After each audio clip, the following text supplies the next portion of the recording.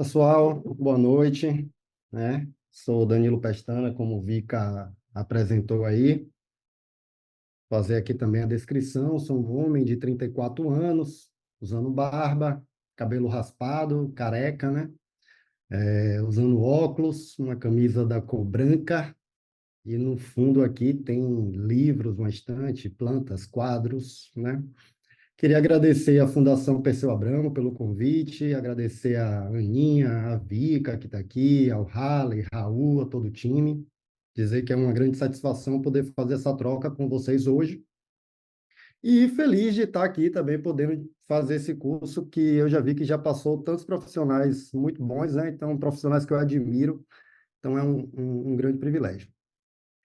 O tema da aula de hoje é Impulsione sua campanha, conceitos e estratégias. Conhecido também, né, o impulsionamento é conhecido também como mídia paga, mídia online, tráfego pago, tem alguns termos que se referem ao impulsionamento. Todos esses termos falam sobre o quê? Pagar para as plataformas como Google, Facebook, Instagram, para a gente alcançar mais pessoas com a mensagem do candidato ou a candidata no ambiente digital. Inicialmente, eu pensei aqui em abordar um passo a passo de plataforma, né, fazer algo mais técnico, mas a gente tem um tempo aqui muito limitado e não daria tempo da gente abrir a plataforma e ir passo a passo. Então, eu dei conta, né, de que tem muito vídeo na internet que dá o passo a passo, né? Se as próprias plataformas têm material que disponibilizam todos esses tutoriais, assim, de como fazer, de como subir uma campanha e tal. Não que a gente não vá falar um pouco sobre isso, mas me pareceu ser mais interessante a gente falar aqui do lado estratégico do impulsionamento, né? E eu espero poder fazer uma contribuição sobre esse tema aqui na aula de hoje. Eu tenho percebido que a cada 2 anos, né, a cada eleição vai passando, esse tema, né, essa área dentro das campanhas vai ganhando mais força. Antes era bem difícil assim você justificar um investimento mais robusto nessa área, e agora eu tenho visto que já se tem uma predisposição das campanhas de colocar mais recursos para o impulsionamento. Então, o objetivo desse papo aqui hoje vai ser compartilhar essas estratégias, abordar alguns conceitos-chave, mostrar alguns exemplos práticos, né? Principalmente me baseando aqui na campanha presidencial do Lula, e sugerir caminhos para as campanhas municipais desse ano, que eu acho que é o foco aqui de vocês, né? Imagino que assim pode funcionar bem, e vamos lá.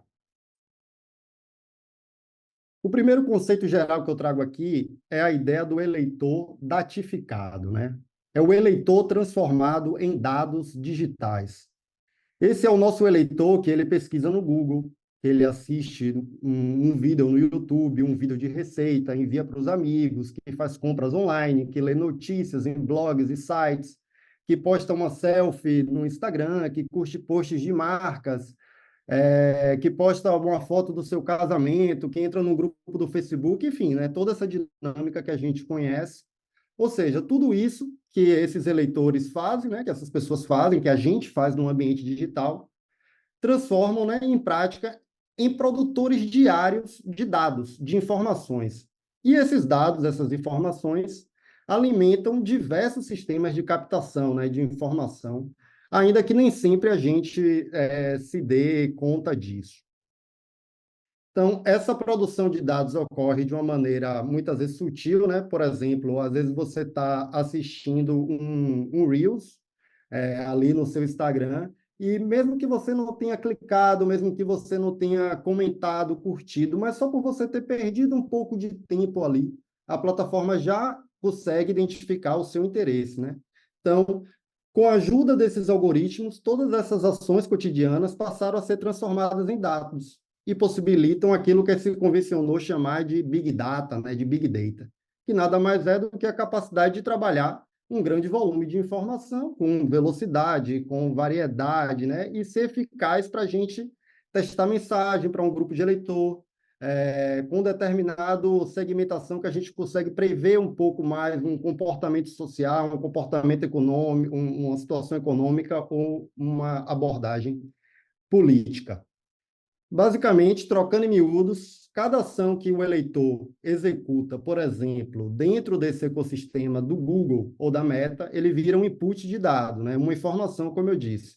E essas plataformas, eles vendem esses dados como um cardápio, para que a gente possa, na nossa comunicação política, né, impactar o eleitor certo, com a mensagem certa, no melhor momento, né, que ele estiver consumindo determinado tipo de conteúdo. A gente está olhando para esse conteúdo, está olhando para as características desse eleitor e está colocando ali uma comunicação do nosso candidato, da nossa candidata. Então, tudo isso para a gente chegar no conceito de que, com estratégias de impulsionamento, a gente também consegue orientar a nossa comunicação, né, a nossa comunicação da campanha, com mais algumas fontes de dados digitais, né? A pesquisa quantitativa é uma fonte de informação, a pesquisa qualitativa, outra. E os dados digitais também nos ajudam a guiar as nossas estratégias, seja para a gente produzir, né, para a gente criar um conteúdo, entender qual é a melhor mensagem desse conteúdo, qual é o melhor formato, qual a melhor plataforma tem um desempenho, né? E qual público a gente está tendo mais aceitação. Então, com a comunicação orientada por dados, que às vezes parecendo assim, pode parecer uma coisa complicada, mas a ideia é que a gente vá falando aqui e desmistificando um pouco isso. Aqui, por exemplo, foi uma leva de vídeos que a gente fez partindo do consumo do eleitor no YouTube, né? Então foram os vídeos, os primeiros vídeos da campanha assim impulsionados, né? A ideia era introduzir o presidente Lula no consumo de mídia das pessoas, né? Trazendo empatia, trazendo elementos na propaganda, né? Trazendo elementos nesses vídeos que amenizasse o caráter de interrupção, né? Que você está lá assistindo um gol da rodada e, de repente, do nada, vem uma propaganda política com um jingle político, candidato abraçando gente, enfim, né? Então, como é que a gente sai desse caráter um pouco mais de interrupção com uma outra linguagem para entrar um pouco na lógica do consumo de mídia das pessoas? Então, essa aqui foi uma primeira leva de vídeos no início da campanha, para inserir também, muitas vezes, conteúdo político para quem não está nem interessado nem está querendo consumir conteúdo político no momento. Então, a pessoa está lá vendo um vídeo de fitness ou um vídeo de receita e a gente consegue se inserir um pouco nessas audiências, né?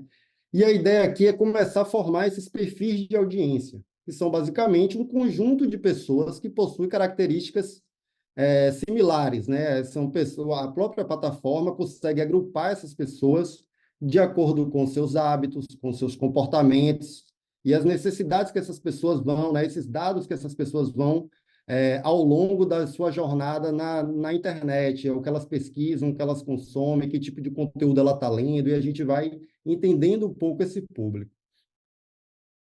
Então, aqui, basicamente, para a gente ir trocando em miúdos mais uma vez, quando a pessoa estava vendo o gol da rodada, uma resenha esportiva, ou demais assuntos de futebol, lá, uma tabela do Brasileirão comentada, a gente tinha um vídeo da campanha impulsionado para isso. Para pessoas que estavam assistindo conteúdo relacionado ao universo fitness, também um vídeo específico, né? A pessoa está consumindo notícia, vendo receita no YouTube, ouvindo música no YouTube, vendo vídeos de humor, de pegadinha, vendo tutoriais de maquiagem ou vendo conteúdos de videogame, a gente tem um vídeo específico para isso.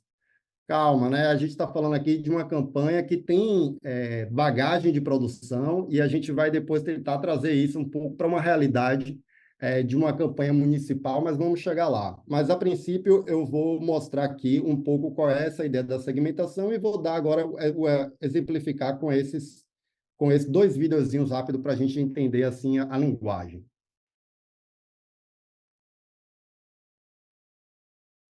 O maior craque brasileiro está de volta. O cara que só trouxe alegria para o público. Sim. Esse joga muito, hein? Está cheio de energia e ainda mais preparado. É a grande esperança para o Brasil voltar a ser campeão.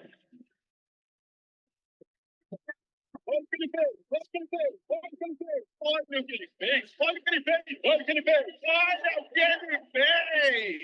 Para a vida do povo melhorar, é Lula presidente. O Brasil da esperança.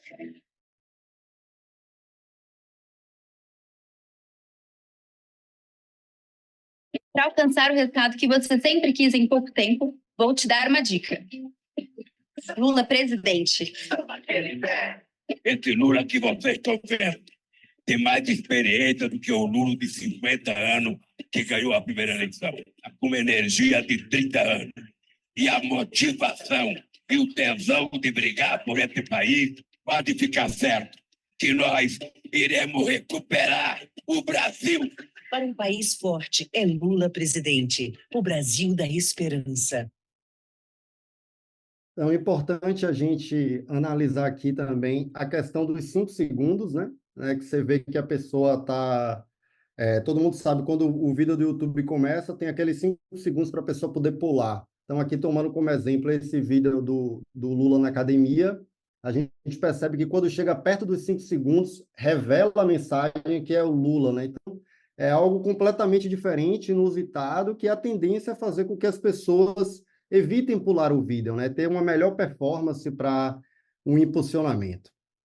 Aqui são alguns exemplos de comentários de pessoas sendo impactadas em momentos dessa segmentação, né? Então, Felipe Santos aí, você tá assistindo um vídeo de maromba e aí entra a propaganda que você acha que é de suplemento e pá, Lula na sua força. Mano, simplesmente a gente vendo o vídeo de musculação e aparece propaganda do PT, quer mais resultado, vote 13, né?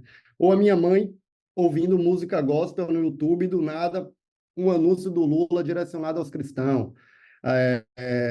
Enfim, só alguns relatos aqui para a gente identificar como as pessoas também vão recebendo isso no seu momento de consumo de mídia, né? Uma outra coisa que eu achei bem interessante que o impulsionamento é capaz de fazer, de pautar, né? E aí, esse vídeo do Lula, esse vídeo do Lula na academia, iniciou a campanha sendo impulsionado e acho que uma semana depois o Bolsonaro ele decide postar ele aí numa montagem de fisiculturista e dando uma redução de impostos de suplemento de whey protein, de creatina, de BCAA, né? Enfim, né? Como um impulsionamento, uma estratégia que a gente fez, ele semana depois tentou reagir a isso, fazendo isso. Enfim, só que a princípio acabou pegando um pouco mal, porque o assunto do momento era preço dos alimentos, né? O preço da carne, o preço do feijão, e, enfim, entra na mesma linha assim de redução de jet ski, né? Não é muito a prioridade do povo no momento. Mas o ponto interessante é que a gente começa a sentir que o impulsionamento, de fato, ele começa a pautar, né? Ao invés da gente ser pautado, né? Então, esse é um lance interessante, o quanto as outras campanhas também ficam observando esse movimento e, às vezes, você pode fazer uma movimentação aí interessante. Sempre quando eu lembro desse caso, eu lembro desse influenciador aí que ele falava, né? Obrigado, Bolsonaro, mas uma coisa não tem nada a ver com outra, eu vou votar no Lula, né? Porque, basicamente, o que é essa redução era por conta de medo de perder a eleição, né? Mas vamos para frente. A gente viu aqui nos vídeos anteriores uma linguagem, né, um pouco diferente. E aí esse slide meio louco aí, né, que é para a gente entender que o candidato na internet, né, a candidata na internet, ele está concorrendo com a fofoca da Luísa Sonza, a pegadinha do TikTok, o vídeo do Porto dos Fundos, o Cruzeiro do Neymar, a farofa da GQ, enfim, né? Então, é necessário que a gente utilize da segmentação dessas plataformas e também dos recursos de entretenimento para que a gente possa, né, em algum momento, sair de uma comunicação política mais tradicional, né? Então, claro que a gente não vai aqui fazer nenhuma maluquice, tudo com o discurso alinhado, dentro das estratégias da comunicação de campanha, né? E observando também se tem a ver, né, com aquele conteúdo que você vai impulsionar, se tem o perfil, se não está muito deslocado da personalidade do seu candidato, né? Mas a ideia é como você trazer um pouco também de entretenimento, de menos propaganda, para que você consiga, de fato, ter um resultado melhor e gastar menos. A gente vai continuar aqui um pouco essa história, né? Então, no ambiente digital, quase sempre as histórias ganham do fato, né? E assim como na indústria do entretenimento, nas redes sociais, os roteiros, né, que funcionam melhor não são roteiros que são um encadeamento de fatos, de números, um encadeamento de entregas, o meu candidato que entregou determinado projeto para X mil pessoas beneficiadas com programa tal, ou foram recuperados X quilômetros de ruas que receberam assaltos. Pô, interessante, legal, mas como é que a gente coloca isso dentro de uma história, né? Porque dificilmente nas redes sociais isso vai ter um efeito de gerar novas conversas. E o desafio é exatamente esse, de entrar em conversas existentes, né? Eu acho que a aula do Pedrinho aí de monitoramento foi interessante por isso, para a gente entender quais são essas conversas que já existem, traduzir esses dados, essas informações, e a partir daí a gente começar a criar um enredo, né? Então, qual é a trama da eleição aí na sua cidade? Qual é a intriga que está dentro dessa eleição desse ano, né? Qual é o ponto mais discutido hoje na sua cidade quando o assunto é gestão municipal? Quem é o vilão da história? Por que o herói merece vencer? Né? É como transformar esses atores políticos em personagens, em protagonista, em antagonista, em coadjuvantes, e tentar criar essas relações emocionais de empatia, antipatia, euforia, ódio, né? Entre eles e os eleitores. Assim, seu candidato tem mais chance de criar esse efeito que eu chamo de um efeito multiplicador de novas conversas, né? Que é efetivamente o que a gente quer. A gente quer colocar um pouquinho de dinheiro para que o assunto renda. Senão a gente vai ter que ficar gastando muito dinheiro com investimento, fazendo propaganda de interrupção, né?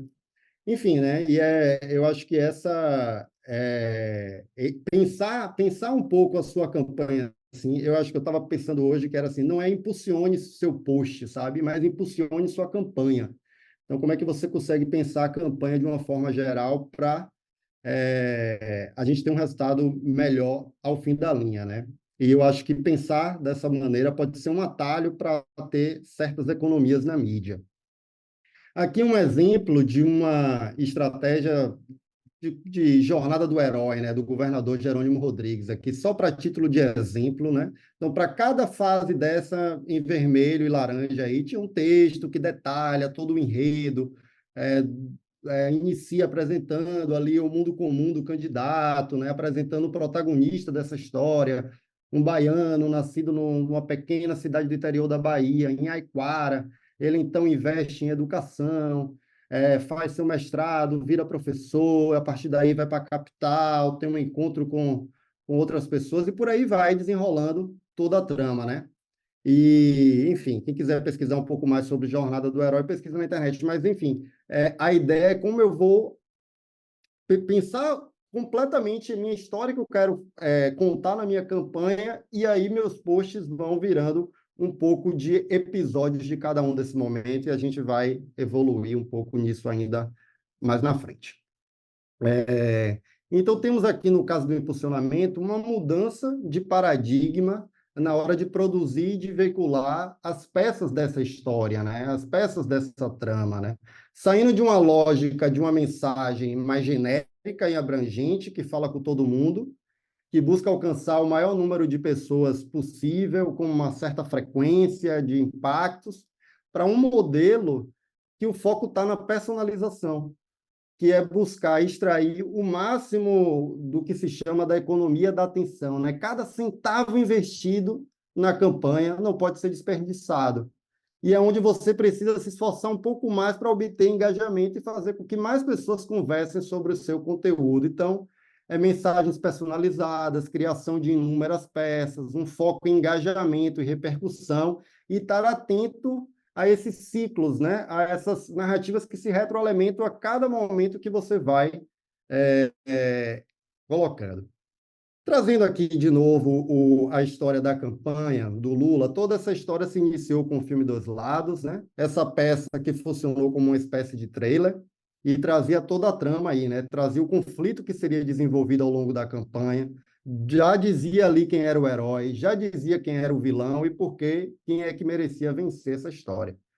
Quem quiser, volta na aula do Sidônio aí, a primeira aula, ele fala desse filme um bocado, a peça conceito, mas o que muita gente talvez não saiba é que esse filme Dos Lados teve outras tantas versões desdobradas que foram criadas exclusivamente para a gente ter uma melhor aproveitamento de recurso, um melhor aproveitamento no impulsionamento na mídia digital.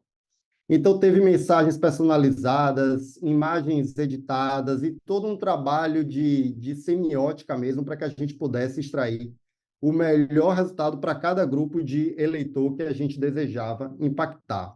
Então, existia um filme Dois Lados exclusivamente para as mulheres, com imagens de mulheres, trazendo, por exemplo, aí a questão do governo Bolsonaro ao cortar verbas do combate à violência contra a mulher. O final do filme, por exemplo, é um homem fazendo arminha, mas agora é uma mão feminina com unhas pintadas fazendo L, né? Religiosos, a gente sabia que a questão das armas era um ponto sensível para a comunidade evangélica, por exemplo. Então, o filme abordava esse ponto, ao falar da união, a imagem de uma pessoa orando num culto, isso banco de imagem, né? Muitas vezes banco de imagem, isso aqui é recurso de edição, basicamente, que dentro de uma campanha possível fazer, né? Pessoas desempregadas, o texto trazia 14 milhões de desempregados, ou que gerou 22 milhões de empregos, cenas que retratavam trabalhadores, o Brasil a todo vapor, professores, né? Que o desmonte da educação, versus quem abriu mais universidade na história, profissionais de saúde, o deboche da pandemia, empresários, né? O Brasil rebaixado como sexta economia do mundo. Então, a partir de um filme, de um trailer, Dois Lados, de uma peça conceito, que é o filme geral, digamos assim, né? O filme macro, a gente segmenta esse filme com a mesma linguagem e transforma ele para direciona ele com mídia para segmentos específicos da população que eram interessantes para a campanha, né? Então, esse é um pouco a comunicação orientada um pouco pelos dados digitais, né? Como é que a gente vai utilizando essas segmentações, né? Então, no ambiente digital também te permite que você teste muitas dessas variáveis, né? Qual a melhor mensagem do presidente Lula funciona com professores e você pode fazer o mesmo exercício com o seu candidato ou sua candidata no seu município. Qual a melhor mensagem do meu candidato funciona para entregadores de aplicativos? E para mulheres evangélicas, qual a melhor mensagem tem mais retenção? E por aí vai, né? E aqui, basicamente, a gente pega o vídeo, que é o chamado vídeo diamante, que é uma longa entrevista com o candidato, edita isso em diversos cortes, em diversas pílulas, né, que tragam uma mensagem, um início, um meio, um fim, um raciocínio ali, e a gente começa a realizar testes, né, de públicos, testes de mensagens, testes por região, para entender o que melhor performa para cada audiência, né? E esses testes, esses aprendizados, é algo que muitas vezes você pode fazer mesmo antes do período eleitoral, né? Primeiro porque você tem mais tempo, primeiro porque pode sair mais barato do que o segundo, porque pode sair mais barato do que no período eleitoral, que muitas vezes é um período muito curto, né? Um tiro curto ali de 2 meses e pouquinho para você ainda testar, aprender, consertar. Então, talvez você já consiga fazer alguns testes antes. Claro que tem toda a questão de ter que ter recursos próprios, tem uma série de coisas da legislação, né? O fundo, a verba ainda não chegou, né? Mas se o candidato puder, ou até mesmo de maneira orgânica, você já ir fazendo alguns testes, vendo o que é que tem funcionado melhor, do que você deixar para ali na boca da campanha você começar a fazer esses testes, para que na hora que você receba o dinheiro, para na hora de impulsionar, você já consiga ser um pouco mais assertivo, né? A gente sabe que uma campanha política, a gente precisa ter material para atacar, precisa ter material para se defender, precisa ter material para propor, né? Então, quais as melhores peças de ataque que funcionam melhor para o meu candidato ou candidata? Quais as melhores peças de defesa? Quais as melhores peças propositivas? O que funciona melhor para os jovens? O que funciona melhor para mulheres, entregadores de aplicativos, a classe média da minha cidade, os médicos, os comerciantes, enfim, como é que eu posso ir testando essas mensagens, né? E aí você, então, começa a, de fato, contar a história, né? Já testei muita coisa, já tenho um material aqui, e eu vou começar a elaborar agora um roteiro para cada um desses públicos. E aí eu posso pensar a comunicação como uma régua de conteúdo, né? Onde você vai podendo guiar o eleitor por uma jornada, né? Então, todos esses públicos, eles vão recebendo um conteúdo que melhor funciona para ele dentro de uma sequência lógica, né? A primeira aí exemplificada pelas mulheres, né? Então, a gente tem o filme Dois Lados com a questão das mulheres, aí depois tem um filme de uma mãe sobre o drama de não conseguir comprar um iogurte para sua filha, depois tem uma fala do presidente se comprometendo a devolver mais poder de compra para as famílias, e depois um vídeo sobre o combate à violência contra a mulher, né? Então, isso vira uma régua de impactos que eu vou impactando mulheres. O mesmo eu posso pensar para a comunidade evangélica, o mesmo eu posso pensar para a juventude, para a classe média, e eu posso ir contando um pouco essa história. Outro exemplo aqui de segmentação de mídia, eu acho que aí no caso das campanhas municipais fica um pouco mais difícil essa regionalização, porque a gente está falando de uma cidade apenas, né? Mas, enfim, aqui é um outro tipo de segmentação, que é olhar para Minas Gerais, por exemplo, e ao invés de fazer um vídeo para Minas Gerais toda, a gente pega ali o Triângulo Mineiro, o sul de Minas, a Zona da Mata, a região metropolitana de Belo Horizonte provavelmente já é muito diferente ali do sul de Minas. E como é que a gente faz vídeos específicos para cada um dessas regiões, né? Isso também é um tipo de segmentação. Um outro exemplo de segmentação é que você possa ser ainda mais específico, né? Por exemplo, aqui, segmentando apenas um único canal. Um único canal do YouTube foi segmentado. E aqui trazendo o exemplo do canal do Silas Malafaia, né? A gente sabia que a questão das armas era um ponto que tocava a comunidade evangélica. O Silas Malafaia é um pastor, né, com muita audiência na internet, militante do bolsonarismo. E então a gente segmentou uma contradição dele com a campanha do Bolsonaro exatamente no canal dele, ou seja, antes da pessoa assistir um vídeo no canal do Malafaia, passava por esse vídeo aqui que eu vou mostrar rapidamente. Tem um projeto de lei que visa uma revisão do Estatuto do Desarmamento, que é um verdadeiro absurdo. Eu quero todo mundo armado. Isso aí é lobby da indústria de armas. Quanto mais armas nas mãos desse cidadão de bens, diminui a violência. Armar o cidadão, isso aí é loucura. Eu não tenho medo do povo armado, muito pelo contrário. Não é possível alguém que defenda a vida possa defender armar o cidadão desse jeito. A arma é um sinônimo de liberdade. É lobby da indústria armamentista. Cala a boca, não perguntei nada. E eu quero saber deputado evangélico votando nessa porcaria a favor disso. Vamos dizer não. Ou seja, né?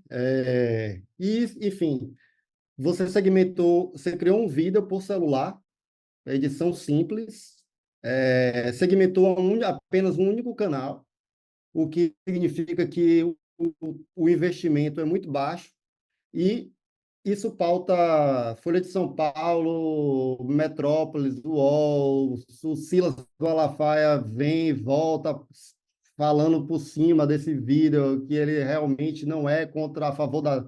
Enfim, com muito pouco dinheiro você consegue pautar, né? Então, acho que essa é uma das coisas interessantes que a gente consegue fazer com o impulsionamento também. E aí, tendo a vantagem de que trabalhando com cidades menores ainda é, de certa forma, mais fácil, né? Se tiver um mínimo de recurso, tentando aqui trazer um pouco desses elementos, com um pouquinho de dinheiro que você bota, às vezes você já dá para dar uma pautada em determinado assunto. Uma outra forma de pensar a comunicação política eleitoral é que ela deixou de ser um filme, né, que estreava ali em meados de agosto e saía em cartaz no início de outubro, né? E aí a ideia é que esse filme ele vira um seriado, né, com muitas temporadas e muitos episódios, né? O que podemos pensar também como uma novela, né? Que por mais que você perca ali um dia ou outro, a gente ainda consegue acompanhar toda a história, né? Ou também como se a gente estivesse no momento ali no momento da campanha como um reality show. Por quê? Porque, afinal de contas, todos os dias as pessoas estão disputando na internet, né? A agenda está sempre em disputa, todo dia tem um assunto. E não existe espaço vazio em comunicação. Se a gente não ocupa, o opositor vai ocupar, né? Então, outro ponto aí também para a gente pensar é que esse protagonismo também já não é mais, assim, já que a gente está falando de filme, série, esse protagonismo já não é mais do modelo televisivo. Eu acho que isso é importante, você ver ali o filme do Malafaia, filmado na vertical, né? Porque o protagonismo agora, né? As pessoas acompanham essa série, acompanham esse reality show pelo celular, né, que são onde as pessoas vão compartilhar esses conteúdos, onde as conversas vão ser geradas, né? Não quer dizer que a televisão não tem uma importância, né? Tem uma importância enorme, mas, é como eu falei, ela já não é mais a grande protagonista, na minha opinião, né? Enfim, e isso muda muita coisa em formato, em linguagem, que é basicamente o que estamos falando aqui. Uma campanha que eu vi explorando um pouco essa ideia de série, de seriado, assim, foi a última campanha do Macron na França, né? Muito bem filmado, seguindo todo um encadeamento lógico, com um roteiro, né? Acho que, se não me engano, tinha 8 episódios, alguns episódios com mais de 10 minutos, e é algo que, enfim, você bate o olho assim, é diferente, né? Onde a gente consegue ali em 8 episódios, provavelmente você vai conseguir ter uma empatia com aquela pessoa, né, com aquele personagem, né, você acompanhando o dia a dia dela ali, né, entendendo como ela pensa, quais são seus sentimentos, enfim. É uma estratégia digital que vai na linha aqui do impulsionamento, que na questão do YouTube, e dessa lógica de pensar uma série, de pensar uma história com início, meio e fim, é que a gente, de fato, pode contar um pouco como episódios e influenciar esses momentos. Por exemplo, eu tenho um vídeo de 30 segundos que, se a pessoa não assistiu, se ela pulou esse vídeo, eu posso indicar para a plataforma que ela agora vai assistir um vídeo de 6 segundos não pulável. Eu posso, depois disso, indicar que ela assista um vídeo de 15 segundos não pulável e fazer com que ela volte para assistir o segundo vídeo da história completo e aí vá seguindo esse encadeamento da história, né? Esse início, meio e fim da campanha. Então, aqui, a título de exemplo, né, tem ali um vídeo: Lula sanciona a lei da liberdade religiosa. A pessoa pulou, a gente bota outro formato: Lula respeito e fé, ali ele falando, né? Pulou, a gente não acredite em fantasma, que Lula vai fechar a igreja e tal. A pessoa assistiu, volta de novo, né? Como é que a gente pode ir criando um pouco essa régua de conteúdo para a nossa campanha? E aí, vocês podem dizer assim: pô, Danilo, você falou aí um monte, e toda essa produção custa muito dinheiro, né, para impulsionar isso. É um tipo de recurso, é um outro patamar, que aqui na minha cidade a realidade é um pouco diferente. E a verdade é que nem sempre você precisa gastar muito com produção, né? O exemplo aqui da campanha do Rui Costa em 2018, né? Quando a gente analisava, dentro do impulsionamento, quais vídeos estavam trazendo a maior retenção, ou seja, quais vídeos, ao colocar dinheiro, mais pessoas têm a probabilidade de assistir mais tempo, né, de chegar até o fim. E chegamos a uma conclusão que os vídeos que tinham essas questões aí de bastidor, de verdade, de espontaneidade, de improvisado, um vídeo mais autêntico, que mostrasse intimidade, que o candidato é gente como a gente, geralmente ele levava melhor do que muitas vezes vídeos muito bem produzidos. Então, um desses vídeos aí, né, que está em primeiro lugar aí, foi o vídeo Malu, Papai Trabalha Muito. Malu é a filha mais nova, se não me engano, do ministro Rui Costa. Até então, a primeira-dama filma a filha no quarto, assim, num momento de intimidade. Ela assistindo o pai na televisão, ela fala de uma maneira muito genuína: papai trabalha muito, né, mamãe? Uma coisa nesse sentido. O conceito da campanha do Rui era todo baseado nisso, do Rui trabalhador, o cara que é coração trabalhador, o Rui correria. E a fala da filha dele era uma outra forma de dizer o conceito da campanha, de passar o que a gente estava querendo, né? Então, isso a gente acabava fazendo esses testes e entendendo que conteúdos assim performam muito bem. Um outro filme que rendeu boas taxas aí também é esse Campanha Tá na Estrada, né? Que eu vou mostrar aqui também em seguida. E acho que teve um outro também, tá aí entre os três, que é uma campanha do Haddad aqui em Salvador, junto com o Rui. É, E é Haddad e Rui andando na rua, uma multidão andando com eles, o que mostra tempo real, né? Mostra que não tem maquiagem, que não tem roteiro, que é um vídeo, a vida como ela é. Vou mostrar aqui esse vídeo do Tá na Estrada.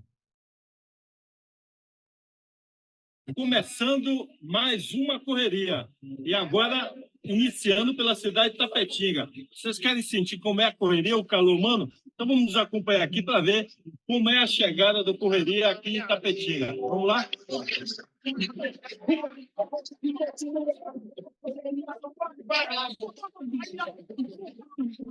Rui é ótimo, é maravilhoso.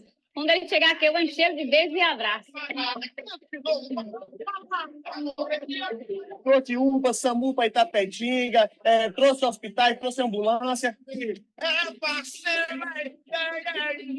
Tororó todo está com Rui, isso não tenha dúvida. Quero 13 de novo. Ué, gente, é 13. Vamos lá, 13 nele. Desde quando ele lançou para candidato, o cowboy velho está em cima do 3 Rui Costa. Minha cidade, em Itazinho Colônia, ele prometeu e garantiu. Ele fez muito pela saúde. 13! Um abraço de Floresta Azul, Rui. De coração para você. Eu te amo, Rui. E você mora aqui, ó. É um vídeo, tem cortes, né? Tem um trabalho de edição, mas é algo que você vê que ele não é rebuscado, né? Muitas vezes com um celular hoje, um programa de edição desses CapCut da vida, dá para chegar num resultado como esse, né? E o que é interessante aí, né? A gente tem um candidato falando direto para quem está assistindo, né? Quebrando essa quarta parede, né? Mostra ele dentro de um ônibus, numa abordagem meio de bastidores, né? É um conteúdo regionalizado para Itapetinga, ali, Floresta Azul, as cidades próximas, né?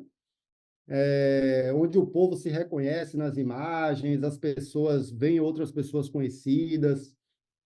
No ônibus ali atrás tem senadores, tem demais líderes, né? O que reforça a ideia de um time unido. O vídeo o tempo inteiro mostra que ele é querido pelo povo baiano, né? Que trouxe UPA, trouxe SAMU, trouxe hospitais, trouxe ambulância. Ou seja, que ele prometeu, trabalhou e cumpriu. É um vídeo que tem um jingle, que tem um conceito da campanha, que tem o número 13, assim, é completo e é improvisado, é autêntico, é rua, é verdade, é espontâneo. E é o tipo de material que eu acho que é possível, né, na comunicação de um município, se ter materiais assim para se testar, para se trabalhar, né? E pensar um pouco também essas histórias, essas segmentações que eu trouxe aí. Dentro ainda um pouco da linha de redução de custos, né, apresento aqui essa ideia de tentar pensar o YouTube, né, do candidato primeiro, né? É claro que cada rede tem sua particularidade, né? E você deve ter uma estratégia adequada para cada rede social, plataforma, né? Só que a gente sabe que muitas vezes os recursos são limitados. Então, se pensando assim, como é que eu posso adotar uma primeira linha de ataque? Eu diria que se você, dentro aí da sua campanha, pensando também já com o que eu vou impulsionar, com os recursos de impulsionamento, né?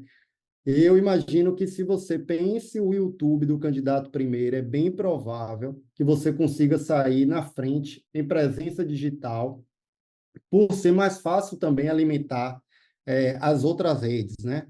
Conhecendo as campanhas, muitas vezes se tem uma dificuldade de aprovação de conteúdos, né? Porque as informações precisam ser checadas, aquela postagem precisa estar bem alinhada com toda a estratégia, então acaba difícil muitas vezes você ter muitas frentes e muitas vezes também recurso humano, né? Gente para alimentar o Facebook, o outro alimenta o Instagram, o outro alimenta o site, um fica no WhatsApp, o outro fica no TikTok, enfim, né?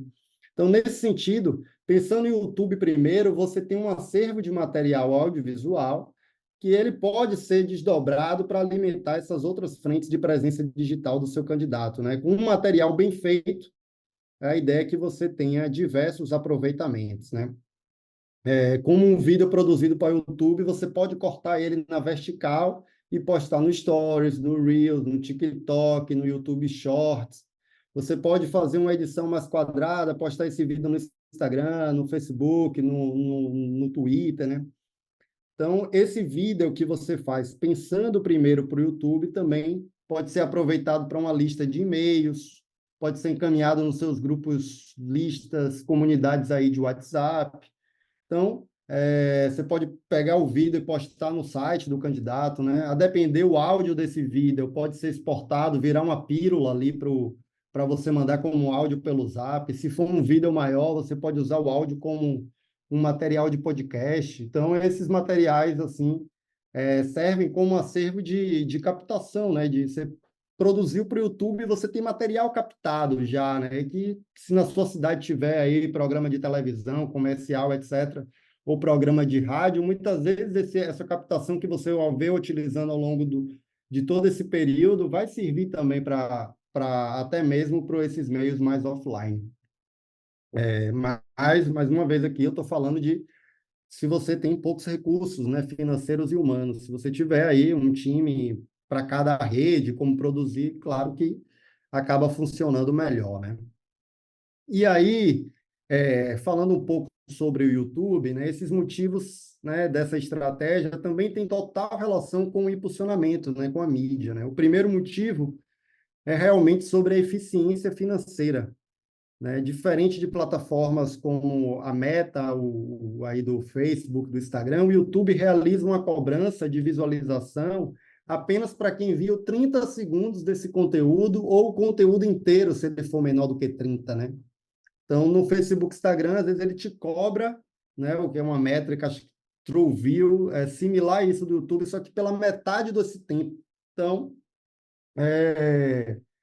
você muitas vezes tem essa eficiência financeira, né? Você tem uma melhor entrega, né? Porque, diferente até das outras redes sociais, onde você tem um feed ali que você está carregando com muitos outros estímulos, outras coisas, e o YouTube geralmente você para um pouco mais, tem um pouco mais de atenção, né?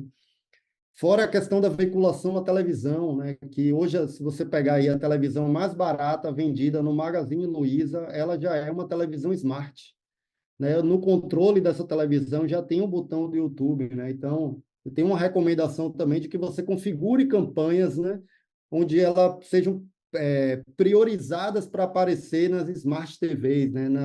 Quando a pessoa estiver consumindo o YouTube na televisão, onde, inclusive, é mais difícil desse conteúdo ser pulado, onde muitas vezes esse conteúdo é assistido na sala com mais pessoas, com sua mãe, seu irmão, uma família está na sala, às vezes, assistindo conteúdo, diferente de um celular, que é um impacto único, né? Então, você tem uma economia financeira também sobre isso.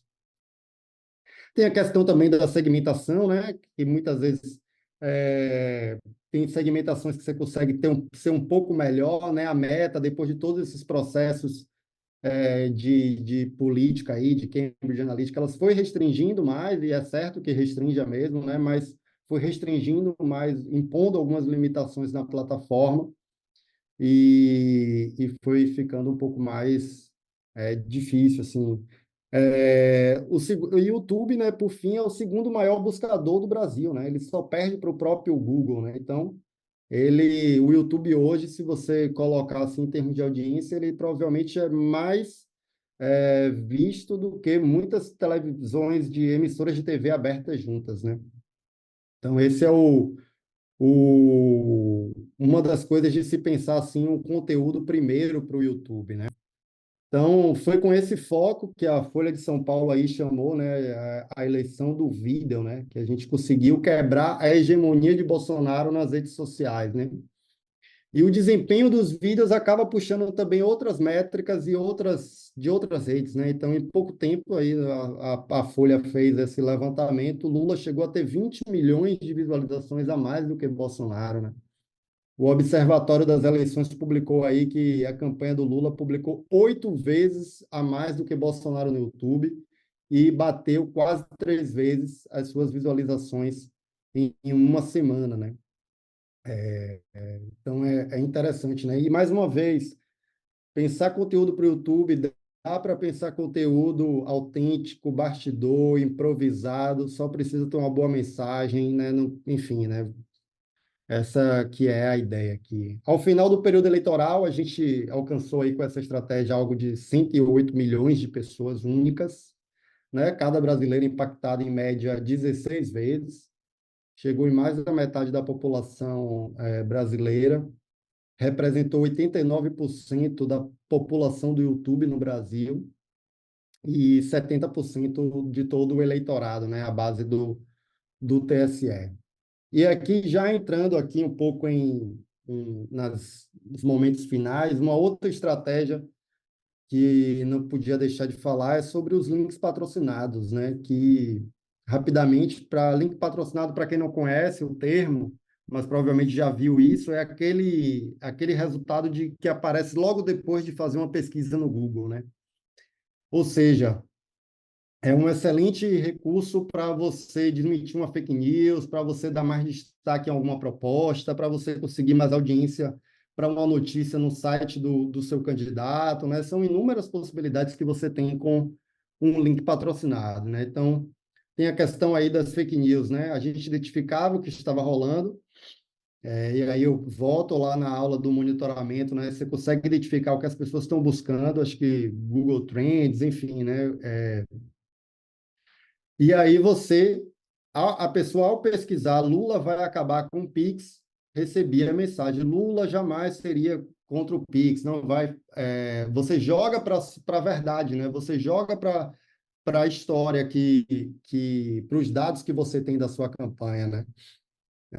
Então, enfim, quais são os temas aí que as pessoas estão buscando sobre seu candidato na sua cidade? Quais são as respostas que o seu candidato precisa dar, né? Quais são os temas de interesse da sua população? Como é que o candidato ou candidata pode entrar nisso, né? Então, tem uma nova obra na cidade, as pessoas estão indo no Google buscar essa obra, mas muitas vezes, o que é que ela encontra quando ela faz essa pesquisa, o eleitor na sua cidade? Quando ela faz essa pesquisa, ela encontra o quê? É um site de notícia que está lá entre os primeiros colocados. Esse site de notícia é favorável a você, a seu candidato, a estratégia da sua campanha?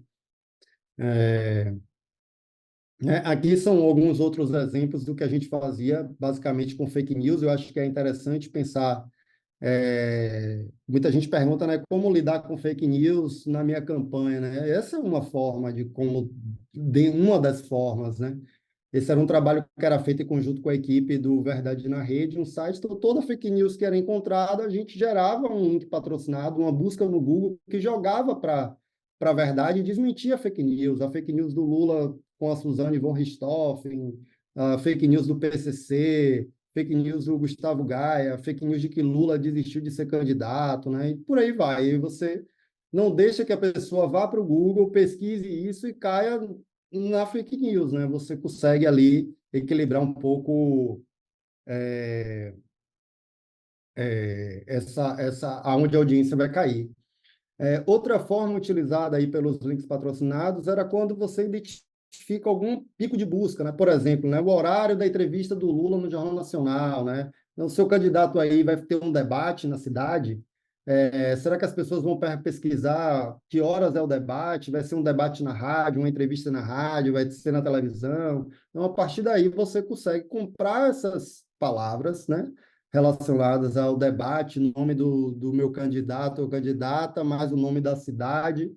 Enfim, compra essas palavras-chave no Google e faça ali um link patrocinado. A pessoa do seu município, né, o possível eleitor cai nesse ambiente onde você ali já tem a hashtag do debate, você já tem ali uns cards para serem compartilhados, você já tem um pack de figurinhas do WhatsApp, né? Você já trouxe mais tráfego para o site do candidato. E essa é uma dica que eu dou também para vocês, é que é legal pensar um site para uma campanha municipal, né? Muitas vezes se perde essa questão de ter um site, mas mesmo que seja um blog, mesmo que seja uma coisa simples, né? Se puder, tiver recurso como fazer, faça um site, porque às vezes no momento pode ser chave assim para uma estratégia de link patrocinados.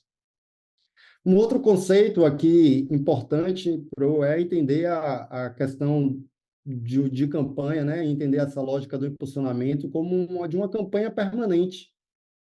Aquela ideia de que você vai resolver tudo em menos de 3 meses, né? É muito complicado, né? Claro que a gente sabe que tem um dia que o TSE diz lá, valeu, a partir de agora você pode mostrar o número, a partir de agora você pode pedir voto.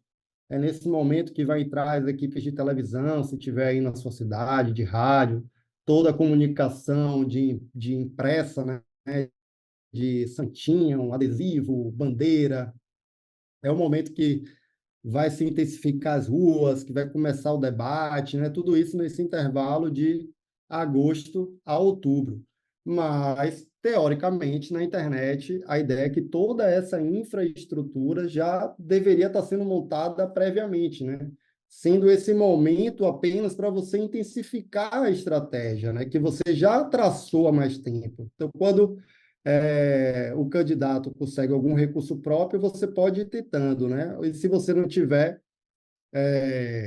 como, como ter esse dinheiro, vai testando também no orgânico, né? Já vai se planejando, já vai fazendo as verificações das plataformas, você precisa ter selo para veicular anúncio político, precisa, já vai sabendo qual é a história que você vai contar para cada público, porque você já imaginou, né? Para quando chegar o dinheiro, você não está no momento ali de testar muita coisa, né? De você já ter uma estratégia mais consolidada, né? Porque pela experiência, assim, se você deixa solto, o dinheiro que muitas vezes já é pouco que chega na campanha, muitas vezes ele acaba sendo mal utilizado, e essa que é a questão, né? Então, alguém vai chegar lá, um coordenador da campanha, alguém vai dizer assim, eu acho que deveria impulsionar esse post aqui, essa postagem de fulano está muito boa, vai arrebentar. Aí o outro diz, não, eu acho que deveria impulsionar essa outra coisa aqui, porque isso aqui está ótimo. Pô, quando você viu, você pode ser tarde, né? Você impulsionou coisas isoladas e você não construiu essa história da campanha que você queria contar, você não salvou esses públicos, essas audiências, né? Então, é como fazer isso de uma forma mais planejada, né? É como encarar aí a campanha política nesse calendário eleitoral, uma corrida de 100 metros, né? Um momento onde você vai depositar toda a energia, dar todo o gás, usar todos os meios, usar todos os recursos, mas no ambiente digital não vai funcionar correr os 100 metros. A gente vai ter que estar preparado e posicionado para correr uma maratona, né? Que é essa maratona que começa agora. Acabou o carnaval, vamos planejar a nossa campanha, vamos planejar, vamos correr essa maratona até chegar lá em agosto e a gente está preparado. E aí, já chegando aqui também em linhas finais, né, momentos finais, a outra ideia aqui é que muitas vezes, quando a gente fala de impulsionamento, de mídia, né, a gente muitas vezes pode ficar refém de métricas, né, refém de métricas de engajamento, quantos likes, quantos comentários, quantos compartilhamentos, né? E a ideia é que não é sobre buscar a todo custo que uma postagem viralize, né? Lembra lá do conceito da novela, né? Ou da série, né? O último capítulo geralmente é aquele capítulo que tem o melhor número de audiência, é o que é mais comentado na internet, o que gera mais repercussão. Mas até lá chegar no último capítulo foi toda uma história, né? Não dá para a gente chegar e botar o último capítulo sozinho, né? Você tem que fazer a cama para o último capítulo, né? E é sobre construir histórias, construir narrativas fortes que colhem na população. E isso precisa de planejamento, leva tempo. E quando a gente está falando aqui de mídia, de impulsionamento, custa de fato dinheiro, né? A gente tem que colocar dinheiro, né? Mas é claro que a gente não deve não acompanhar as métricas, né? A ideia que eu estou trazendo aqui é para a gente não ficar bitolado nelas, né? Talvez um conteúdo está indo super bem nos números, mas quando você analisa os comentários, são todos comentários negativos, né? E você pode estar correndo um risco de estar investindo em algo que está pegando mal, né? Mas muitas vezes o comentário negativo pode ser até interessante, porque você está impulsionando um conteúdo mais para fora da bolha, né? Então, enfim, é difícil, mas é para a gente não ficar só refém dessas métricas, né? Por isso, acompanhe os números, analise também outros fatores, tenha sensibilidade aí para e calma, né, para não abandonar uma estratégia porque ela não engatou de primeira, né? Teste outras segmentações, teste outros posicionamentos, teste outros canais, mas depois também de você ter feito todos os ajustes possíveis, também tenha calma, mas também não perca tempo, né? Essa acho que é um pouco a ideia, né? Vá analisando em tempo real as coisas, se você testou tudo, não viu, já mude para também não perder tempo, né? E concentre-se basicamente em focar no que realmente importa, né? Nenhum like não ganha eleição, compartilhamento não ganha eleição, ganha eleição é voto. Então, o mais importante é você identificar se o seu investimento em mídia, a sua estratégia de comunicação, ele está mexendo em algum ponteiro, né? Então, as citações ao meu candidato estão aumentando, as pessoas estão incorporando a história, né, o conceito da campanha, as narrativas da campanha na rua, a pesquisa está melhorando em um determinado segmento de eleitor que eu estou investindo. Aí tem um exemplo, né? Lula exibe anúncios religiosos 23 milhões de vezes em 3 semanas. Dias depois, o Datafolha, Lula reduz vantagem de Bolsonaro entre os evangélicos. Isso que é o importante, não é se o post de Lula sobre evangelho ou sobre religioso está dando muito like, enfim, né? O que está mexendo de fato o ponteiro. Era isso, pessoal. Obrigado a quem ficou até aqui. Finalizo aí e seguimos juntos